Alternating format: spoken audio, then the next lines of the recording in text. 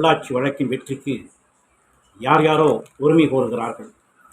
எங்களுக்குத்தான் இதில் முழு வெற்றி என்று எல்லோரும் பறைசாற்றிக் கொள்கிறார்கள். இதில் வேடிக்கை என்னவென்றால், இடையிலே பாஜகவும் புகுந்து கொள்வதுதான் மிகுந்த வேடிக்கையாகவும் வேதனையாகவும் இருக்கிறது. குஜராத்தில் நடைபெற்ற பில்கிஸ் பானு பலவந்த கூட்டு வன்முறை சம்பவத்தில், பாலியல் வன்முறையில் ஈடுபட்ட 11 பேர் குற்றவாளிகள் என்று அறிவிக்கப்பட்டு அவர்கள் உள்ளே இருந்தார்கள். அவர்களை அநியாயமாக விடுதலை செய்தது குஜராத் அரசு. இந்த 11 பேரையும் வரவேற்று 11 கற்பழிப்பு குற்றவாளிகளுக்கு மாலை சூட்டி மரியாதை செய்த ஒரு அவமானகரமான செயலை செய்தவர்கள்தான் இந்த பாஜகவினர். இவர்கள்தான் இன்றைக்கு பொள்ளாச்சி வழக்கில் நடைபெற்ற இந்த தீர்ப்புக்கு பெரிய வரவேற்பை கொடுப்பதாக அறிவித்திருக்கிறார்கள். சற்றும் மான ரோசம், சூடு சொரணை, பழைய வரலாற்றை எல்லாம் மறந்துவிட்டு இவர்களுக்கு இந்த கற்பழிப்பு வழக்குகளை பற்றி பேசுவதற்கோ பாலியல் வன்கொடுமைகளை பற்றி பேசுவதற்கோ எந்தவித தார்மீக உரிமையும் இல்லை என்பதை நாடு அறியும். ஆம், மணிப்பூரிலே பற்றி எரிந்து கொண்டிருக்கிறது. எத்தனையோ மகளிர் அங்கே அனாதைகளாக்கப்பட்டார்கள், அவர்கள் அழித்தொழிக்கப்பட்டார்கள், பாலியல் வன்புறவுக்கு ஆளாக்கப்பட்டார்கள். இவற்றையெல்லாம் கண்டும் காணாமல் இருக்கின்ற ஒரு பிரதமரை கொண்டிருக்கின்ற இந்த நாட்டிலே இந்த ஒன்றிய அரசு இன்றைக்கு வரை 2 வருடங்களுக்கு மேலாகிறது மணிப்பூர் வன்முறை. அங்கே சென்று என்ன ஏது என்று எட்டி பார்க்காத நம்முடைய குரு, விஸ்வகுரு, உலக நாடுகளின் அரசியலை எல்லாம் அலசுவார். உக்ரைனுக்கும் ரஷ்யாவுக்கும் அமைதி ஏற்படுத்துவதாக பீற்றிக்கொள்வார். இஸ்ரேலுக்கும் பாலஸ்தீனுக்கும் அமைதி ஏற்படுத்தப் போவதாக மார்தட்டிக் கொள்வார். உள்நாட்டிலே இருக்கின்ற மணிப்பூரை கவனிக்க யோகியதை இல்லை. இவர்களுக்கெல்லாம் வெளிநாட்டு அரசியல் எதற்காக? ஏன் இந்த டாம்பிகம்? விஸ்வகுரு என்று கூறிக்கொள்வது, சௌக்கிதார் என்று கூறிக்கொள்வது, இதையெல்லாம் எந்த அளவிற்கு மக்கள் சகித்துக் கொள்வார்கள்? எத்தனை காலம் சகித்துக் கொள்வார்கள்? அப்படிப்பட்ட ஒரு நிலைதான் இன்றைக்கு பொள்ளாச்சி வழக்கிலும் பிஜேபி அதை வரவேற்பதாக கூறுவது. என்ன வரவேற்கிறீர்கள்? எதை வரவேற்கிறீர்கள்? அதை வரவேற்பதற்கு உங்களுக்கு என்ன தகுதி இருக்கிறது? கட்சி எத்தனை பேர் நிலைமைக்கு ஆளாக்கப்பட்டார்கள்?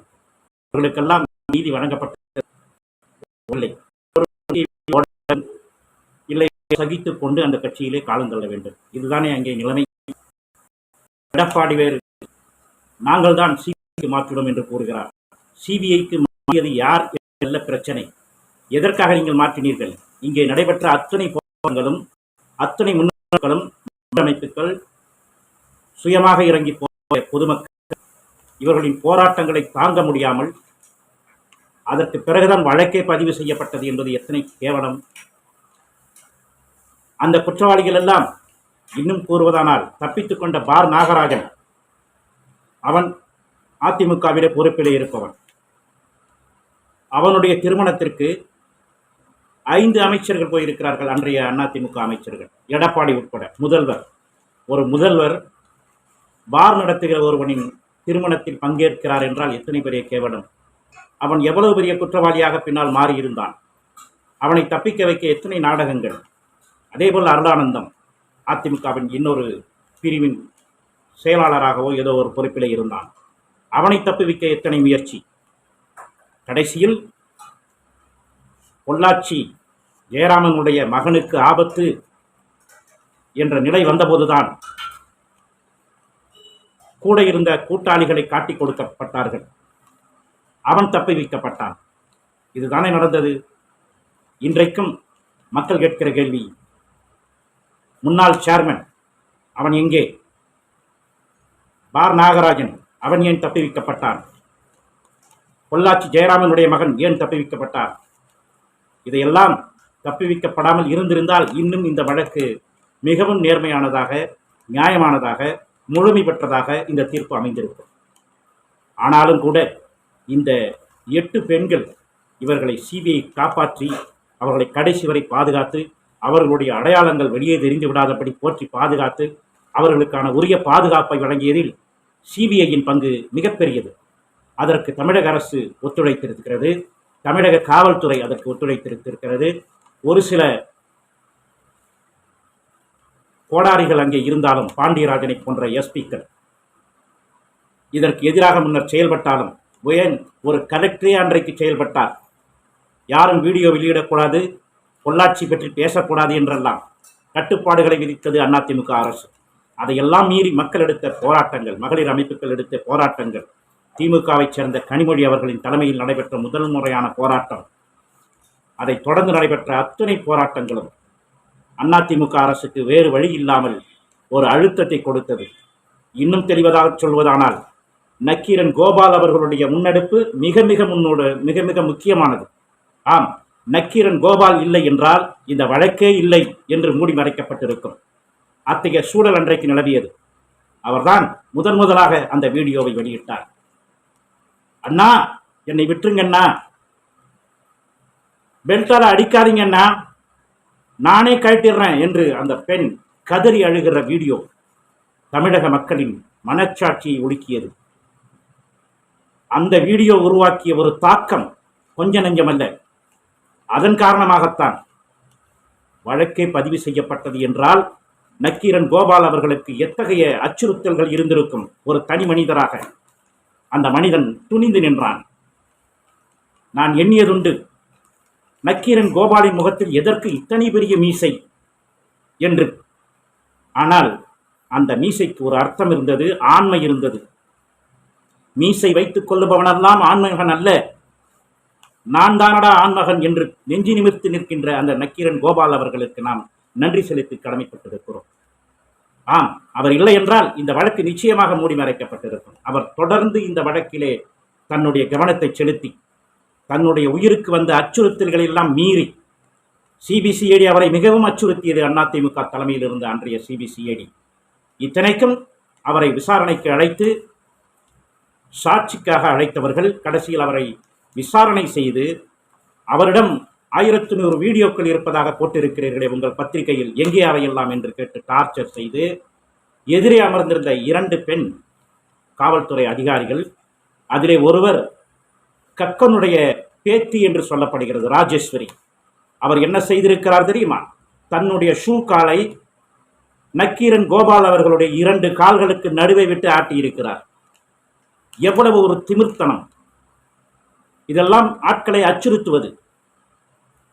நீ ஒன்றுமில்லை, நாங்கள் நினைத்தால் உன்னை எது வேண்டானாலும் செய்வோம் என்ற அத்துமீறல், அச்சுறுத்தல், இத்தனையும் மீறி அவர் தன்னுடைய ஆண்மையை நிரூபித்திருக்கிறார். இந்த பெண்களுக்கு நீதி பெற வேண்டும் என்பதற்காக உழைத்திருக்கிறார். அத்தகைய அந்த உழைப்பு, அந்த நெஞ்சுரம், அந்த துணிச்சல், அந்த நேர்மை ஒரு மிக பெரும் பத்திரிகையாளராக அந்த நக்கீரன் கோபால் அவர்களை நிமிர்த்தி நிற்க வைத்திருக்கிறது. இதற்காக தமிழகத்தில் உள்ள அனைத்து மக்களும் அவரை பாராட்டுகிறார்கள், வாழ்த்துகிறார்கள். குறிப்பாக இந்த பொள்ளாச்சி வன்முறையிலே பாலியல் வன்கொடுமைக்கு ஆளாக்கப்பட்ட பெண்களின் குடும்பத்தினர் அவரை உச்சி முகர்ந்து பாராட்டுகிறார்கள். அவரால் தான் இத்தகைய வெற்றியை ஈட்ட முடிந்தது என்பது கண்கூடு. அதற்கு ஈடாக கோவை மகளிர் நீதிமன்ற நீதிபதி அவர்கள், நந்தினி தேவி அவர்கள் அளித்திருக்கின்ற இந்த தீர்ப்பு அத்தனை மக்களாலும் வரவேற்கப்படுகிறது. மீண்டும் நக்கீரன் கோபால் அவர்களை நாம் பாராட்டவும் நன்றி செலுத்தவும் கடமைப்பட்டிருக்கிறோம். நிர்பயா வழக்கிலே, டெல்லியிலே நடைபெற்ற அந்த நிர்பயா வழக்கிலே 2013 மன்மோகன் சிங் பிரதமராக இருந்தார். அப்பொழுது அவருடைய ஆட்சியிலே டெல்லியிலே நடைபெற்றது அந்த கொடுமை. அதில் ஈடுபட்ட 3 தூக்கு தண்டனை கொடுத்து நிறைவேற்றப்பட்டது. அதில்தான் சாட்சிய சட்டமே புதிதாக ஒன்று உருவாக்கப்பட்டது, 111A. அதன்படி சாட்சியம் அளிப்பவர்களுக்கு எத்தகைய பாதுகாப்பை வழங்க வேண்டும், இது அரசு, காவல்துறை என்பதற்கான செயல்முறைகள், விதிகள் வகுத்து வரையறை செய்யப்பட்டன. நக்கீரன் கோபால், எதற்கையா உனக்கு இவ்வளவு பெரிய மீசை? எதற்கு இத்தனை பெரிய மீசை? எண்ணியதுண்டு நான்.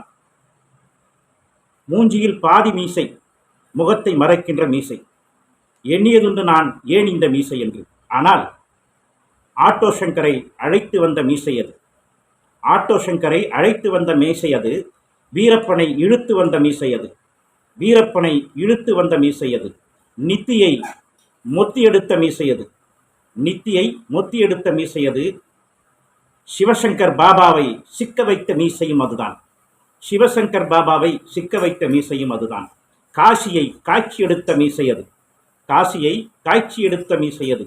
என்று வளர்ந்த இந்த மீசை, என்று வளர்ந்தது இந்த மீசை இன்று சிகரத்தின் சிகரமாய், அகரத்தின் ஆர்வமாய் சிலிர்த்து நிற்கும் மீசை அது. பொள்ளாச்சி பொறுக்கிகளை போட்டு தள்ளிய மீசை, பொள்ளாச்சி பொறுக்கிகளை போட்டு தள்ளிய மீசை. மீசை வைத்த எல்லோரும் ஆண்மகன் இல்லை. அந்த ஆண்மையின் அடையாளமையா உங்கள் மீசை. அந்த ஆண்மையின் அடையாளமையா உங்கள் மீசை. வளரட்டும் உங்கள் மீசை, குறையட்டும் இங்கே குற்றங்களின் ஓசை. வளரட்டும் உங்கள் மீசை, குறையட்டும் இங்கே குற்றங்களின் ஓசை. நன்றி.